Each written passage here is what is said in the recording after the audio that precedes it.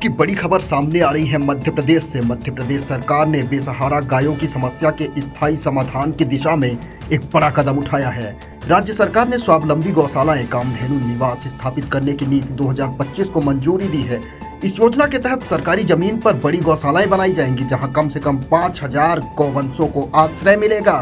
दरअसल देश के ज्यादातर राज्यों में बेसहारा और निराश्रित गौवंश किसानों और राहगीरों के लिए बड़ी समस्या पैदा करते हैं। बेसहारा गौवंश आए दिन फसलों को नुकसान पहुंचाते हैं, जिससे किसानों को आर्थिक नुकसान होता है। मध्य प्रदेश में भी लगभग यही स्थिति है, लेकिन अब राज्य सरकार ने इस समस्या का स्थायी समाधान देते हुए सरकारी जमीनों पर बड़ी बड़ी गौशालाएं बनाकर बढ़ावा देने को, पशुओं को आश्रय देने का ऐलान किया है। सरकार ने मध्य प्रदेश राज्य में स्वावलंबी गौशालाएं यानी कामधेनु निवास स्थापना की नीति 2025 को मंजूरी दी है। इस नीति के तहत ही राज्य में स्वावलंबी गौशालाएं बनाई जाएंगी।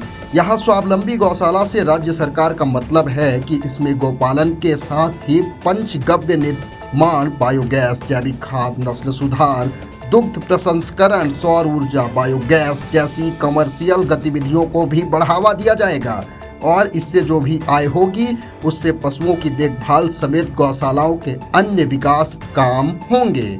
बता दें, कामधेनु निवास में गौवंश की कम से कम संख्या 5000 रखी गई है। वहीं इनमें से 30% गाय गौवंश उन्नत दुधारू नस्ल की भी रखी जाएंगी।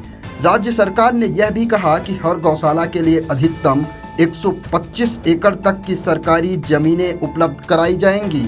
यदि गौवंश की संख्या 5000 से ज़्यादा होती है तो प्रति 1000 गौवंश पर 25 एकड़ अतिरिक्त जमीन दी जाएगी। जमीन पशुपालन विभाग के स्वामित्व में रहेगी और गोपालक संस्था के साथ अनुबंध के जरिए इस्तेमाल के लिए दी जाएगी। तो ये मध्य प्रदेश से एक बड़ी खबर आई है, जिससे प्रदेश से आवारा पशुओं से निजात मिलने में मदद मिलेगी।